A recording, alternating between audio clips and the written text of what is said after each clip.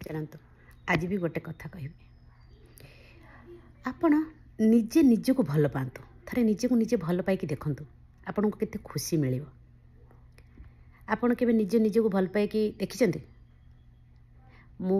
ମୁଁ ଭାବେ ମୋତେ ବି ଲାଗୁଥିଲା, ବଟ୍ ମୁଁ ଏବେ ବହୁତ କିଛି ଭାବିଲା, ମୋତେ ଲାଗିଲା କି ନିଜେ ତ ମୁଁ ଖୁସି ରହିପାରିବି, ମୋ ପାଖରେ ତ ସବୁ କିଛି ଅଛି, ତ ମୁଁ କାହିଁକି ଦୁଃଖୀ ହେବି। ବେଳେବେଳେ ଆମେମାନେ କ'ଣ କରିଥାନ୍ତି, ଆଶା କରିଥାନ୍ତି ସମସ୍ତଙ୍କ କଥାରୁ। ବହୁତ କିଛି ଜିନିଷ ଆମେ ଜୀବନ ହିଁ ଆଶା, ଜୀବନ ସମସ୍ତେ ଆଶାରେ ହିଁ ବଞ୍ଚିଛନ୍ତି। କିନ୍ତୁ ଆଶା କରିବା ଦ୍ୱାରା କ'ଣ ହେଉଛି, ଆମେ କିଛି ପାଉଛନ୍ତି କି? ଆମକୁ ଦୁଃଖ ଦେଉଛି ସେ ଜିନିଷଟା। ମୋତେ ଦେଖି ସାରିଲିଣି, ଆଶା କରିବା ଯଦି ଏକ୍ସପେକ୍ଟେସନ୍ ଆମେ କାହା ଉପରେ କିଛି ରଖୁଛନ୍ତି ତ ଆମକୁ ସେଇଟା ଦୁଃଖ ଦେଉଛି, ଖୁସି ଦେଉନି। ଆମେ କାହା ଠାରୁ ଏକ୍ସପେକ୍ଟେସନ୍ କରିକି ଭାବୁଛନ୍ତି, ମୋତେ ଯଦି ସେ ଟିକେ ଭଲ ପାଆନ୍ତା ମୁଁ ଖୁସି ହୁଅନ୍ତି, ମୋତେ ଯଦି ସେ ଦିଅନ୍ତା, ମୋର କେୟାର କରନ୍ତା। ଏଇଟା ସମସ୍ତଙ୍କୁ ଭଲ ଲାଗେ, ଏଇଟା କିନ୍ତୁ ସବୁବେଳେ ମିଳିବ କି? କେବେ ବି ମିଳିବନି। କାହିଁକି ନା ସମସ୍ତେ ଆଜି ମେ ବି ସିଏ ବି ବିଜି ଥାଏ ତା ଲାଇଫରେ, କି ତାକୁ ଏଇଟା ଆମେ ଯେଉଁଟା ଚାହୁଁଛନ୍ତି କ'ଣ ଆମ ପାଇଁ ଲୋକ କରିବେ ବୋଲି ମାନେ ଅଛି କି? କରିବେ, ସେଇଟା ତ ସମ୍ଭବ ନୁହେଁ।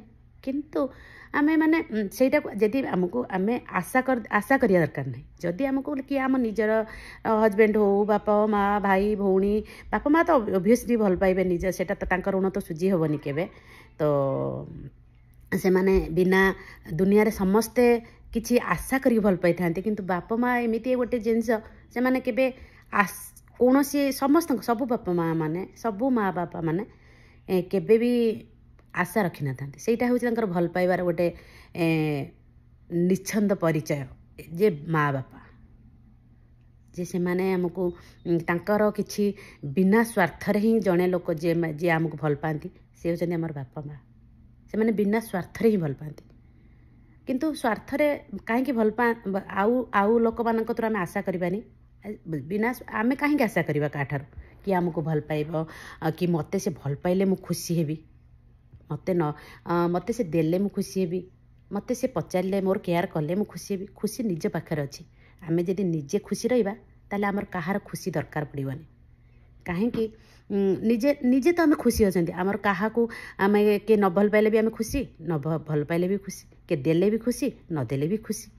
କିନ୍ତୁ ଯଦି ଆମେ ଆଶା କରିଦେବା କି ମୋତେ ସେ ଭଲ ପାଆନ୍ତା କି, ତ ଯେତେବେଳେ ଆମକୁ ସେ ନ ଭଲ ପାଏ, ନ ପଚାରେ, ନ କେୟାର କରେ, ସେତେବେଳେ ଆମେ ଏତେ ଦୁଃଖ ଲାଗେ।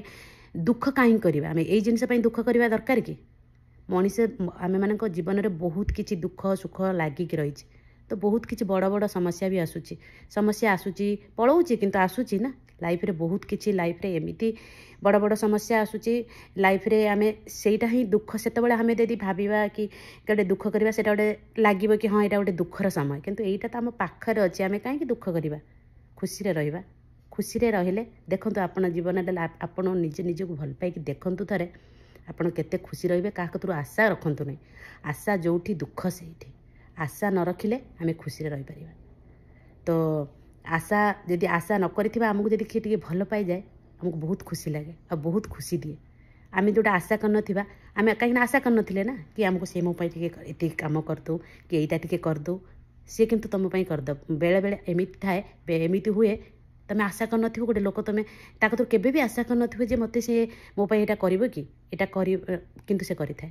ଯେତେବେଳେ କରିଥାଏ, ସେ ଏତେ ଖୁସି ଦିଏ ଲାଇଫରେ, ଲାଗେ ବହୁତ କିଛି ମିଳିଯାଇଛି ତା ଲାଇଫରେ। କିନ୍ତୁ ଆମେମାନେ ବହୁତ ଆଶା କରିକି ବହୁତ ଦୁଃଖରେ ରହୁଛନ୍ତି। ଆଶା ହିଁ ଦୁଃଖର କାରଣ। ତ ପ୍ଲିଜ୍ କାହା କତରୁ କେବେ ଆଶା କରନ୍ତୁନି। ଆଶା କଲେ ହିଁ ଦୁଃଖ ମିଳିବ। ତ ନିଜ ଲାଇଫରେ ଛୋଟ ଛୋଟ ଜିନିଷ ଆପଣେଇକି ଦେଖନ୍ତୁ।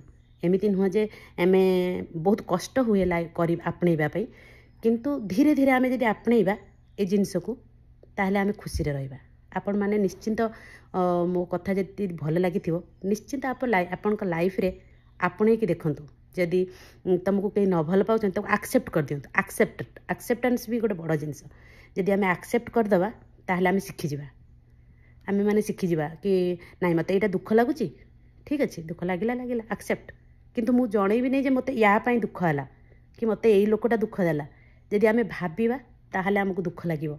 କିନ୍ତୁ ଆକ୍ସେପ୍ଟ କରିଦେବା, ହଁ ଠିକ୍ ଅଛି, ଏଇଟା ସାୟଦ ମୋର ଭୁଲ ଥିଲା, କି କିଛି ଆକ୍ସେପ୍ଟ କରିଦିଅନ୍ତୁ। ଆକ୍ସେପ୍ଟ କରିକି ଦେଖନ୍ତୁ ଲାଇଫରେ।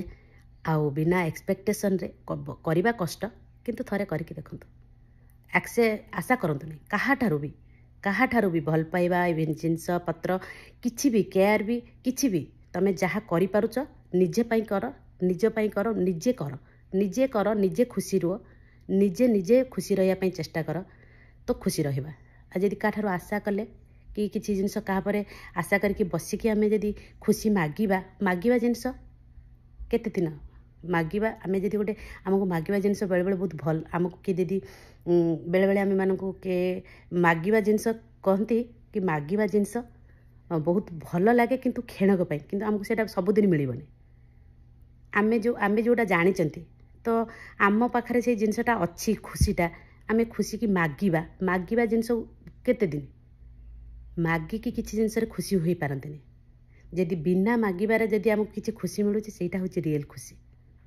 आ मागिबा जिन मागिकी आमे मागिकी काहे खुशी नबा आमे बेगर आमे माने मागिबाटा मागिकी जदि खुशी मिलुछि सेटा खुशी नुहे रियल खुशी नुहे मते तो या लागे किंतु जतेबेले बिना मागिबारे किछि खुशी मिलुछि सेटा बहुत किए भी लाइफ रे तमरो बहुत तम संस्पर्श रे आछंती लोक ता भितर तुमको किए भी टिके भी भल पाई जाए किए भी तुम टिके छोट जिनसटे कर दिए से खुशी तुमको एते खुशी दिए बिना एक्सपेक्टेशन रे तमे सेटा थरे फील करके देखंतु थरे एक्सेप्ट करंतु आ निजको निजे भल पांतु। ठीक कहली ना जदि ठीक कहली कमेंट माध्यम रे निश्चिंत जणाइबे रहिली।